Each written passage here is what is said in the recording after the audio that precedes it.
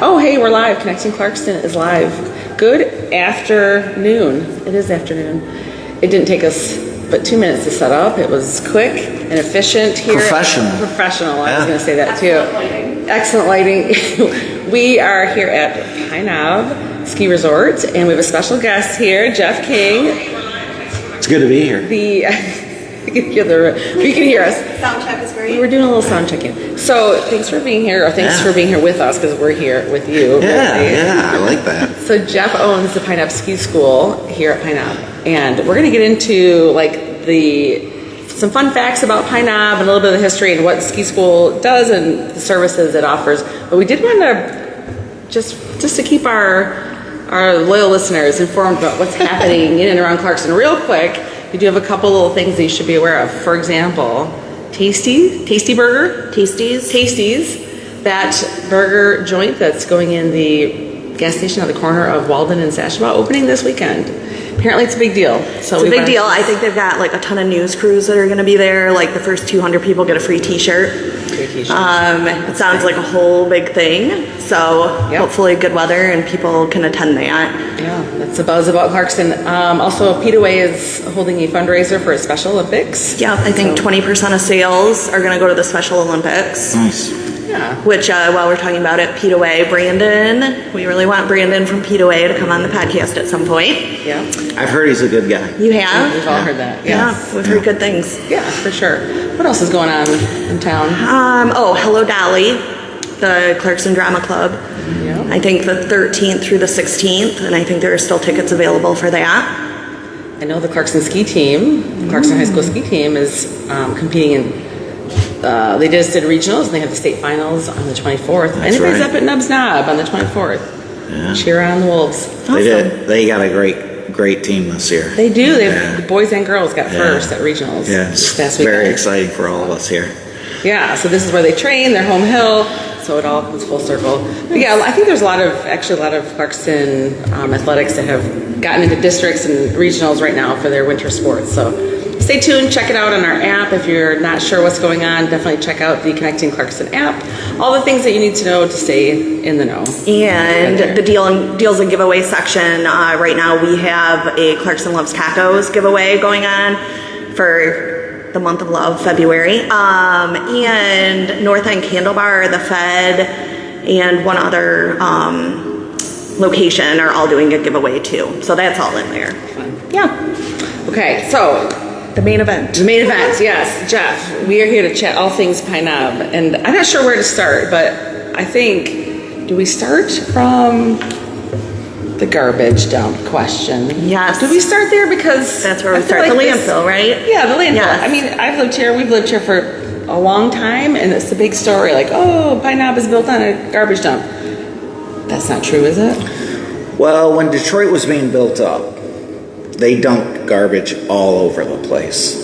So it wasn't at all what you would think of as a garbage dump today. Okay. So there was certainly some refuse that was around here, but it was basically a sort of hilly area that got built up and developed as a ski resort. So sorry to say, not a garbage dump. Okay. Sorry, not sorry. Check that out. Fake news, as they say. Fake news. That was on my bingo card. Yeah. Check that out. Yeah. Ski hill built on a garbage dump. No, don't get that one. Well, good. So, but Pine Knob has been here, so we were talking earlier, since the 60s, right? That's right. The store opened in, what was it, 64 or 62. 62 was the official opening, and in 65, sort of everything had started coming together, and we were like a real ski area by 65. And was the ski school around since then also? Absolutely. Yep. We had, in the ski world, there's a famous guy, Stein Erickson. If you're into the old time ski stuff, he's a really famous guy, maybe one of the most famous people in the ski industry. And they brought him in as a guest ski school director for a few years. So he came in with his crew and started us off on very good footing. Yeah. Okay. Yeah. And then, so back then, obviously, snowboarding wasn't a thing. It was just skis. Yep. But how long, when did snowboarding kind of become part of it? So early 90s, when I came here, snowboarding was becoming a thing. I'm not sure when Pine Knob allowed snowboards or not. But by the early 90s, there were a bunch of kids out here on snowboarders, or on snowboards. I do remember when it was like, oh, what are they doing? Get them out of here. We used to always make fun of them. Yeah. Yeah. I don't know why. They're very nice people. I know, and they do cool things. Yeah. And it's like a really, it's just as legit as skiing, Yeah, I don't know if it's as legit. Nah, I'm kidding. Here. No, I'm a skier, but I snowboard, and we have a good time doing it. And whatever people like to do, it's good for them. We love having people out here. It tends to be younger people that are snowboarding, and so to have that energy of young people snowboarding out here and doing the tricks that they do, it's a really fun, creative way to enjoy sliding on the snow. Yeah. I always have to throw in that I'm a dental hygienist. I know Ann's probably like, oh my gosh, stop talking about it. But I had a patient who had just moved here from California. This was like 2 years ago. And he had to be 80, 82, and just like super active, cool guy. And he was telling me how he was going to go up to Pine Knob and try snowboarding. Yeah. Wow. And I was like, I don't think you should do that. And I feel like I tried snowboarding when I was 20 and like couldn't walk for a while. So, Yeah. But I thought that was cute. I don't know that you see a lot of older people attempting snowboarding. No. Yeah. No. Yeah, I mean, I think, I wonder if like Tony Hawk and skateboarding, like that was the transition into snowboarding. We don't need to get into it, but you're just talking about the 90s and... Yeah, for sure. In the late 70s, 80s, it started developing, and a lot of those guys were from California. Jake Burton was one of the big first guys of Burton snowboarders, And so it was, years-long sort of evolution to what we see today with the bindings and the boots and specialized snowboards with steel edges. So it started off as a piece of wood like you just sort of stood on and held a rope. So, well, okay, talking about learning things. So obviously you run the ski school, own and run the ski school. When did you get involved and how long have you been doing this? So I started teaching when I was 15 up at Mount Holly. I had an older brother that did it and he loved it, and skiing was like the most fun thing I could possibly imagine doing. So like a lot of us in the ski industry, it's a little bit expensive to be a part of. So we come and we work for the resort, and so that allowed me to come out, and when I was 14, 15 years old, I would be out here like 100 times a year if we were open that many days. That's how crazy people are about skiing and snowboarding. And so I became a ski instructor. I really enjoyed it. I was able to make some money doing it, so that was cool as a kid, but it also gave me that free ski pass, which is like the coolest thing ever for a young person. Right. So I came down to Pine Knob when the Cossack family purchased Pine Knob. They already owned Mount Holly, and so our ski school there came down to Pine Knob, some of us, and we started doing lessons down here. So I've been here since around 1990 working here. And I was here a little bit earlier racing in high school. I raced for Adams High School in Rochester. And so back when I was racing, we were just transitioning from bamboo poles that you ski around to breakaway gates. Yeah. So that happened in my experience in high school, which is you've got racer kids. It was horrible racing in bamboo. Yeah. Horrible. Well, and you didn't wear helmets, right? Helmets. Padding. We're Gen X. We don't need helmets. Exactly. Glad we brought that up. There was one kid in our high school ski league that wore a helmet. I think his name was Scott Tater. I may be wrong on that. If you're listening, let me know. But he was way ahead of his time. Oh, yeah. Weird looking. Yeah. But my goodness, do I love having a helmet now. Oh my God. Because I did the same thing. Like there was no pads. My boys have back protectors and, guards. And I mean, the whole body's like protected. And we were just like, get out there. And if you fall, well, good luck. And, endure the pain. Yeah. Like that's not a concussion. You're just hungry. I don't know. Concussions. I don't even know if those are a real thing. I'm the opposite of ski racer children at home, and I brought my son up, and we showed up, and I'm like, oh my gosh, you have to get a helmet? Like, we didn't have helmets, and I was a little judgy against the helmet, and then he proceeded to ski the fastest I've ever seen anyone ski straight down the bunny hill into the window of the cafeteria. Oh! I was like, oh, look at that. That helmet is a good call. Good thing is Good call. Good call. Yeah. So, okay, we've moved on from like the daring, 70s and 80s and 90s. Now we've got helmets, we've got protection, we've got equipment. But what, like your ski school, who is it for? What do you guys offer aside from helmets and no concussions? So we have a couple different kind of groups of clients that we serve. We've got families that are bringing their kids in to learn to ski because they grew up skiing. They wanted their kids to ski, and so they bring them out and they give them anywhere from one lesson to a series of lessons. Okay. We help kids to be able to sort of get to the ability they can stop and turn safely, get on a chairlift, and sort of be let free into the semi-wild. It's not the big bad world, but there is a little freedom for kids. That they can be away from their parents, but we've still got ski patrol looking after them. We've got resort staff to make sure that they're doing okay. And so that's kind of a fun transition for kids to make. It's great for parents. They can drop the kids off, come upstairs and do a little work on the pewter or hang out with their other friends. So that's pretty cool. We have adult people. There is a bar if you're into that sort of thing.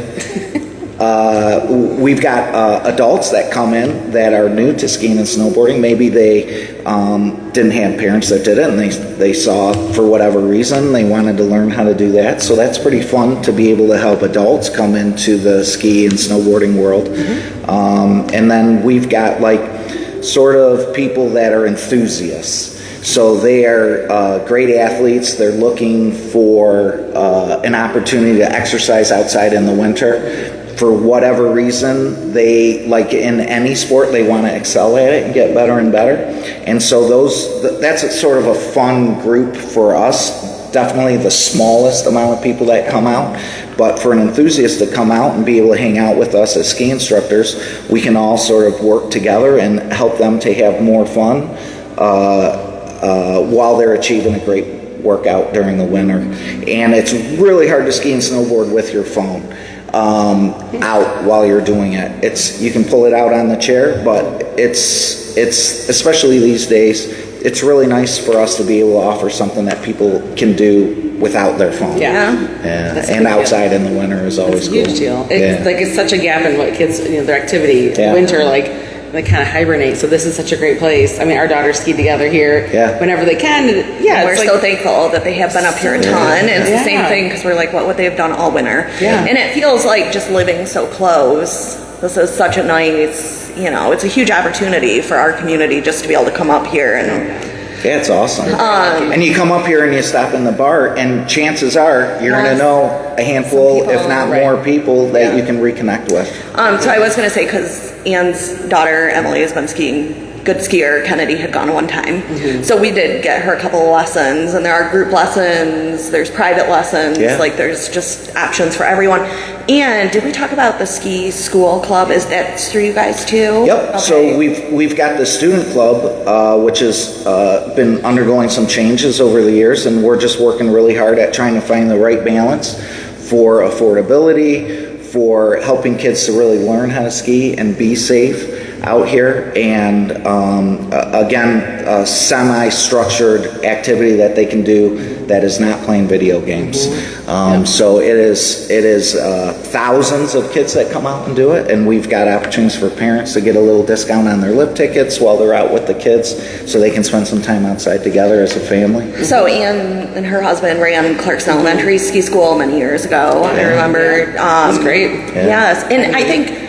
I don't want to say we take it for granted, but we're so close, right, that we can just drop the kids off. But there are a lot of schools that come from long distances that bus the kids here, right? They just throw them on the bus. I think that's pretty cool. Well, like we were talking about before, and this is, I can say this, I don't work here, I'm not an employee, I don't own a ski school, but this is the best ski resort in Southeast Michigan. We were talking about it. I agree. I think that's just a fact. It's a fact, and people come here, and there's a reason they make those long journeys from long distances. But I think we were talking earlier too, there's a lot of money and time and resources put into the resort. It's not just by happenstance, right? You were talking about how much change and how much innovation is happening here.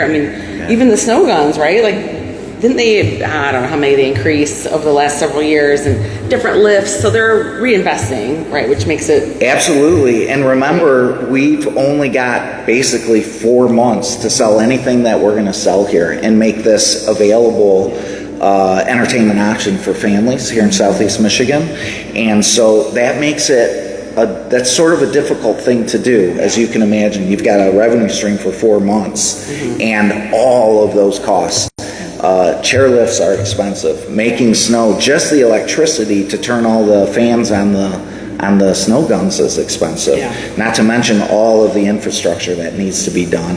So it's really cool that Pine Knob and the Kosick family are willing to invest in this because there's no guarantee they're going to make a profit in a year. Yeah. You know, we just came off 2 bad winters, right? Like rain all the time, and like we would go down to almost no snow out here. This year has been wonderful. We haven't gotten any big snow dumps, but come on.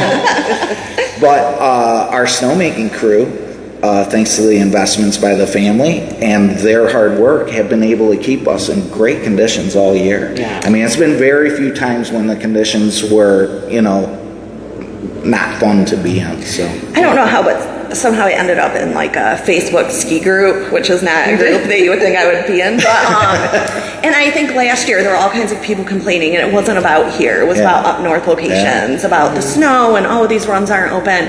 And there were a few people chiming in like, these people work miracles in Michigan. Like considering they're making snow out of nothing. And I do know we've heard like Pine Knob. Did you guys develop your own system? Is there something about the snowmaking system here that's different? there's an additive, and I'm not a snowmaking expert, so I don't know exactly how much it's just us, but I do know that our parent company produces an additive that they put in along with the water. They call it Snowmax. And when that water comes out of the snow gun, there's a fan that spins to blow it. There's compressed air and the water, along with that additive that gives the water a little nucleus to form a snow crystal around. So it's not just a frozen droplet of water that's going out. They're actually like snow-like crystals. And that's why the ski conditions are like as good, if not better, than many natural snows that come out. And obviously in Southeast Michigan, we're never going to get enough snow to have anything more than a few days of skiing. And so we've got feet of snow out there that's actual snow. And as it's melting down, it's still real snow, and it works really nice to ski on. It's a great opportunity. I don't think he is, but if my son Austin, if you're listening, he's on the snowmaking crew out in Eldora in nice. Colorado. So like music to your ears right here. He talks to me about the chemical and like the science of snowmaking. Is there's a big science. Big deal. Oh yeah. I don't think people, like you're saying, people don't appreciate. There's a lot that goes into it to have this for 4 months. Yeah. But it's really, really important. So we're happy that it happens. I'm curious about how many people you guys employ. This is a big employer for these winter months, and your ski school.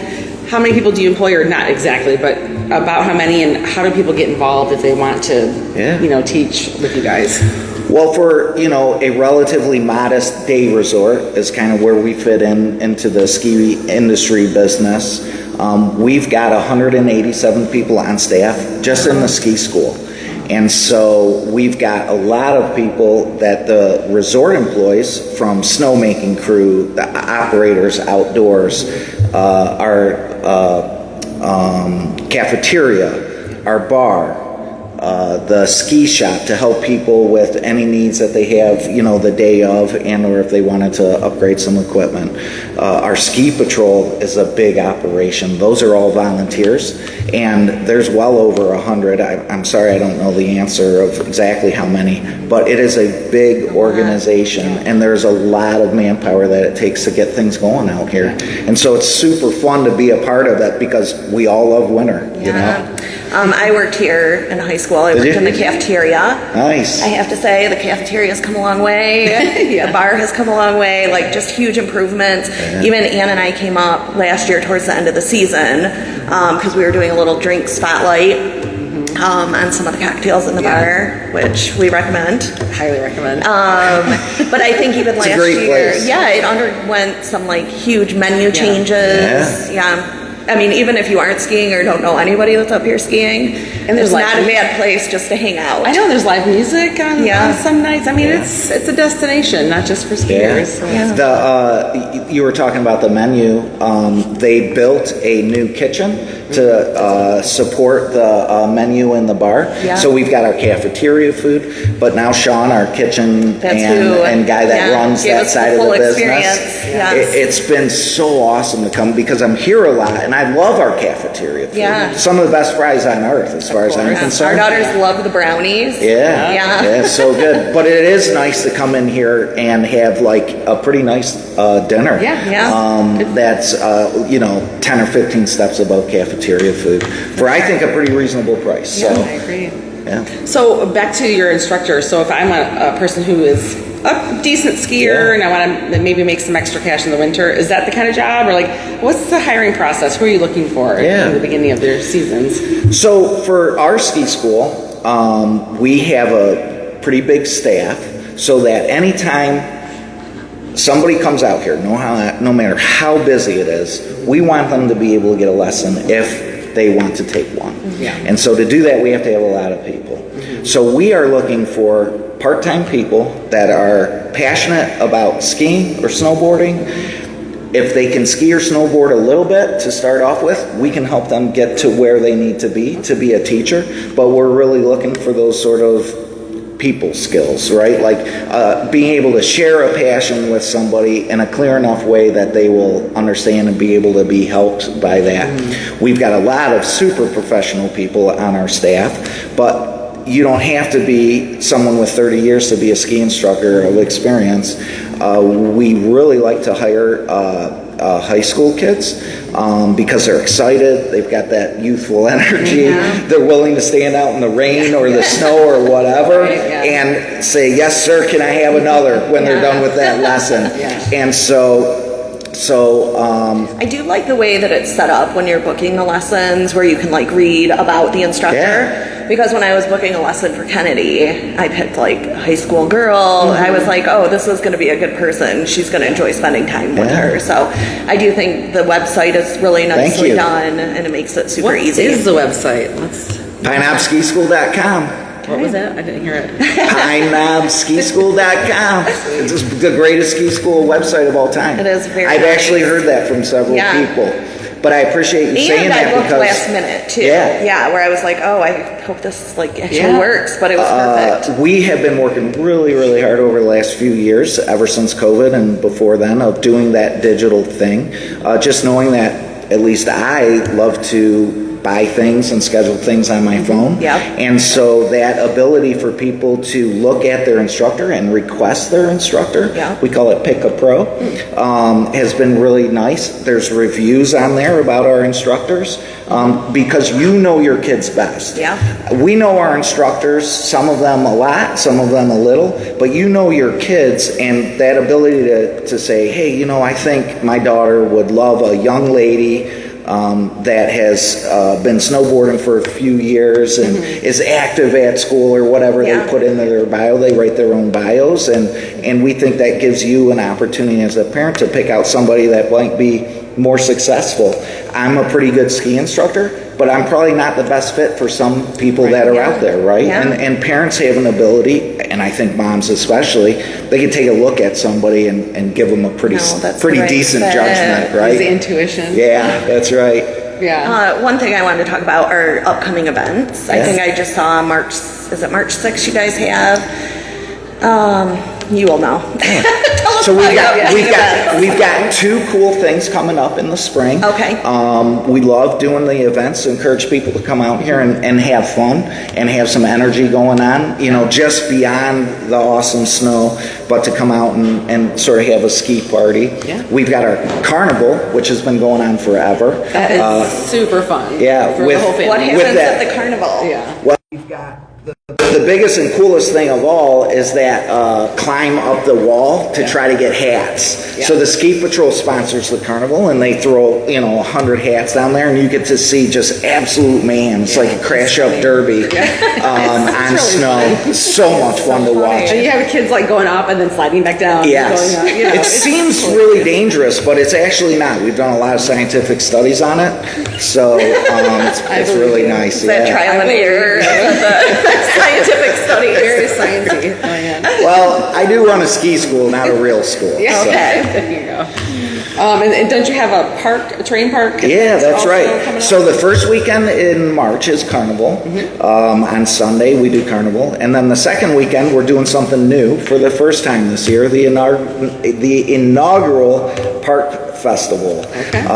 It's going to be for skiers and snowboarders. We're going to have a mogul competition for us Gen Xers. The moguls aren't really big for the kids now, but we're hoping to encourage them. But who in Gen X, whose knees can really do that anymore? It's amazing. I know this guy Michael Dwyer that is so fit. I've heard of him. It's incredible. I've heard he's a good dancer. He's great at dancing. He's good at card tricks. Magic tricks. And he can ski the moguls pretty well. That's a And triple so we've got that, which is going to be probably most importantly fun for us older Gen X kind of guys and ladies that are going to do that. But we've also got a rail jam. We've got a big air competition, and we've got a new thing we're calling the wall huck. So that means jumping and doing the craziest jump you can off of the top of the wall and coming down. No way. Yeah. You'll be able to see it. Wow. Oh yeah, we're that's doing all of awesome. most of the events are going to be where mom and dad, or grandma and grandpa, friends and family can come out and watch from the lodge with a beverage. We're going to have drink specials. We're going to have shot specials. We're going to have a delicious dessert We'll be special here. that I know you're going to love. Yeah, I definitely The will. brookie. The brookie. Yeah. Who's judging all these competitions? So we're going to have local famous people. So Pine Knob has produced quite a few guys that were on the U.S. Olympic team in freestyle for moguls. We've got some guys that did pretty well in ski ballet, which probably a lot of the kids have never even seen unless they saw it on social media. So we'll have some of these. Yeah, we'll have some of these guys out Tiny here. ballet, like that's something they used to do. Really? That's right. Yeah, like Dietrich Furs, the coolest Pine Knob commercial ever. Yes. If you haven't that seen was it, you at need to Pine look it up. Knob? That was at Pine Knob. Oh yeah. Oh my gosh, Yeah. that's See, I'm getting all the best. excited. Sorry, I'm That yelling. is the best thing Yeah. to learn today. Yeah. Dietrich first. Yeah, remember that? Oh, Yes, Dietrich I think Furs. we just drove by it. Is Yeah. it on like Woodward? Do we Yeah. know where Dietrich Furs? I think the sign. Oh my gosh, that's You know, I amazing. haven't gotten a fur lately, so I'm not sure Oh where my it's gosh. at. that's how I got mine. I don't know where it is. Yeah, I know. It's hard to Salvation remember. Army is where we Yeah. probably have to go. Yeah. Wow, ski ballet is back. Well, I'm not saying it's back, but it is cool. And a lot of the kids, It should come and a back. lot of the kids that are really innovating new and cool things in the terrain park scene are doing things that are similar to what they used to do in the Okay. ski ballet That's world. very So cool. yeah, it is fun. I love that you're going to be able to watch everything. So at the beginning of the season, I feel like there was more stuff on this hill Yeah. right here. Yeah.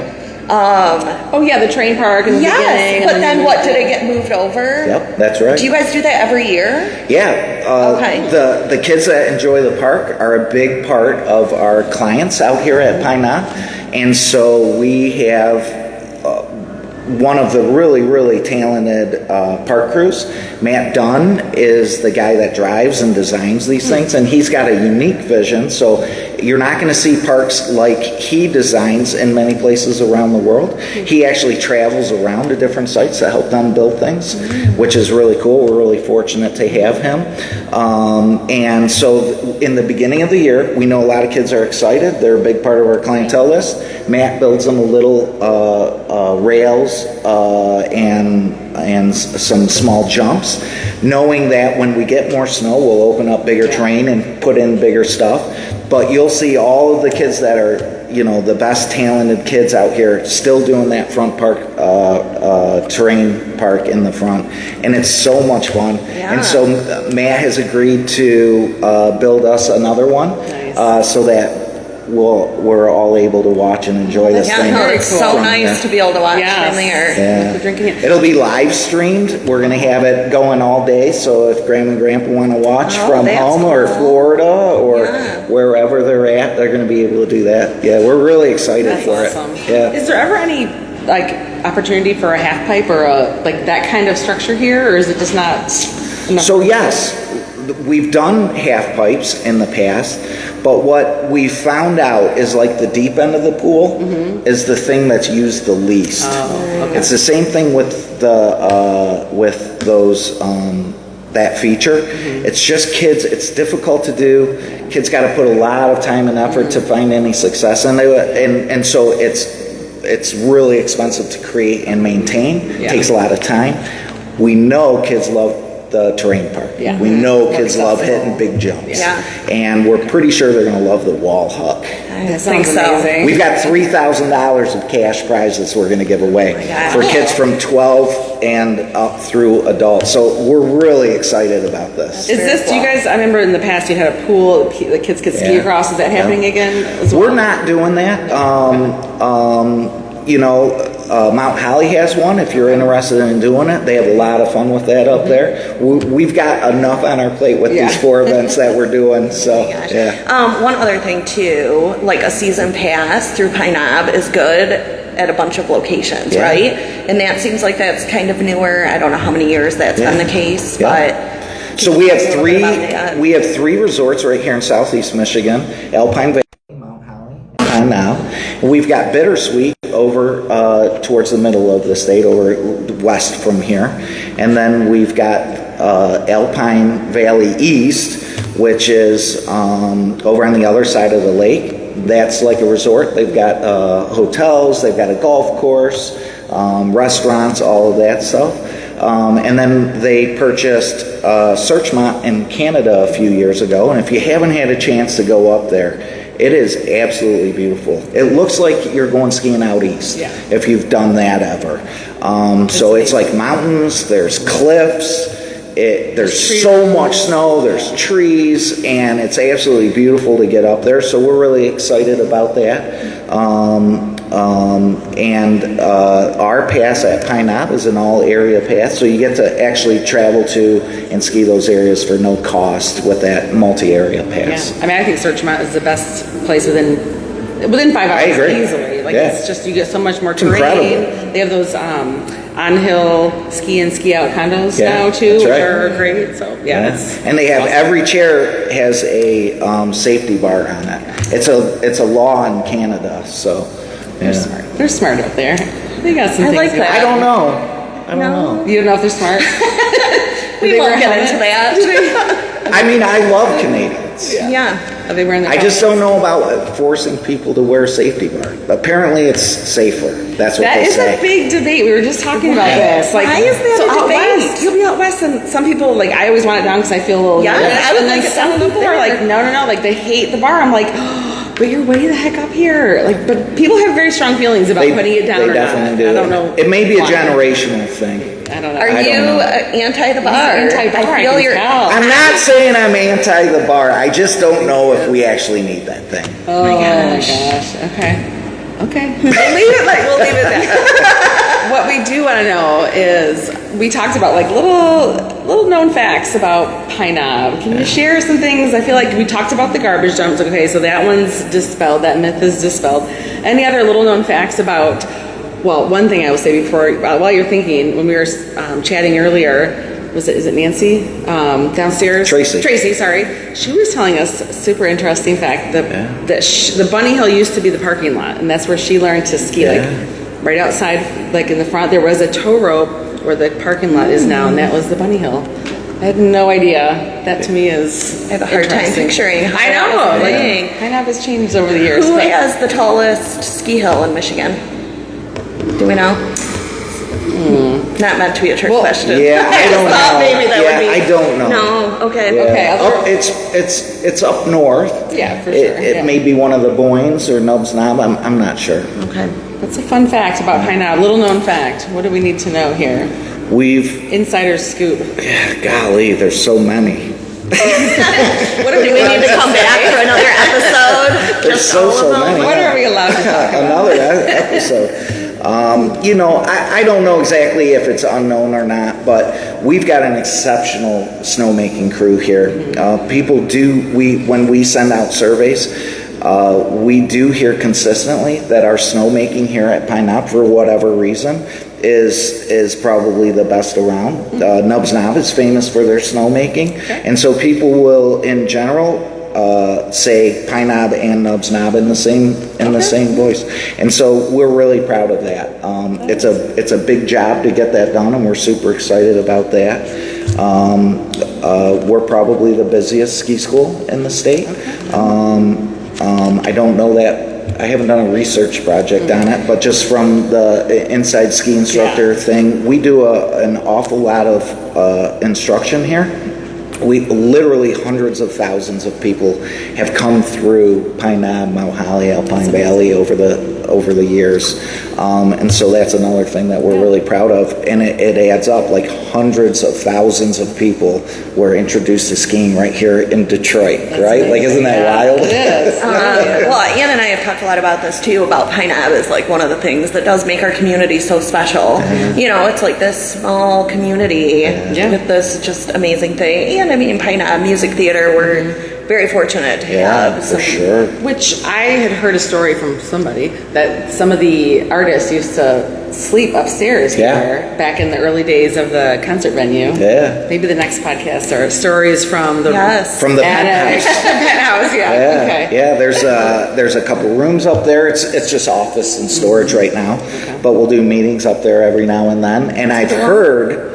This is rumor, but I've heard when the VIPs come in, sometimes they'll set them up there so that they can enjoy their time with their family and a little more peace and tranquility. So that's cool. Yeah, but it is really fun when we get people that are well-known athletes or musicians or actors, when they do come out, and they do come out regularly. It's kind of fun to see them enjoying their free time and their family time right here in Clarkston, Michigan. It's awesome. It's pretty awesome. Yeah. You guys also have a great pro shop. I don't know if we call it that, right? Is that called a pro shop? Yeah. And you get swag like this Pine Knob stickers. You've got these neckies. These are really high quality too. Super nice. Like really nice. Yeah. And lately, last couple years, I don't know who's doing the designs on the jackets and the snow pants, but like my teenage boys were really into it. They're like, wow, like I'm gonna say it. They're gonna think I'm dumb, but like the fit. What is it? Was it boogery? Whatever. I don't know what it is, but It sounds like you're describing something super boogery. Oh, is that the new thing? Oh, I'm like, what are you talking about? Why are you saying that? I don't know why they I say feel like we this learned a stuff. couple of very interesting things today. Boogery That's one of and them. steez. Steez. Okay, Yeah. well, that's Yeah. happening in the We shop. thought we were good with fits. God dang it. This is I'm probably saying it wrong, but this is a very steezful little talk we're having. Okay. Pretty sure I am wrong. Pretty sure that's I'll have 300 or 400 kids text me today and let me know. Steezful. such a nerd, but they don't say nerd. You're such a whatever the word is. Well, I think they Right. do. Oh, My that's- kids call me a nerd. That's still cool. Okay. Yeah. We heard it here. The biggest nerd at Pine Knob, Jeff That's Bennett, right. came to chat with us, and we're very, very fortunate. Thank you. Yeah. Yeah, you're welcome. Yeah. Thanks a lot for coming. This was fun. Yeah, This was fun. Yeah. Part 2 We'll come stories. back for Stories Stories from the I don't know what, from the From above, from the penthouse. I From don't the know. penthouse. stories from the penthouse. Yeah. All right. Well, thanks. Yeah, have a great day, everybody. Stay safe tonight. If Come out to Pine Knob. sloppy. Yeah, first come here and then get home safe. Adios. Hold on, real quick. Yeah. Do you have a Sonia question? wants Oh, us to know that Jackson Creek Summit Snow River Mountain Resort is the highest ski resort in Michigan with 590 meters. meters? Sweet. Well, is that right? I've never even heard of that Me place. either. Maybe it's in the UP or something. Oh, it could be like what's the cat skiing place up there? Bohemia? Yeah. Yeah, maybe. That's it. What's the vertical feet here? Is it 500 or 400 and something? Slightly less than 500, Okay. yeah. Okay, we're a close second here. All right. Thanks for the So, facts. Yes,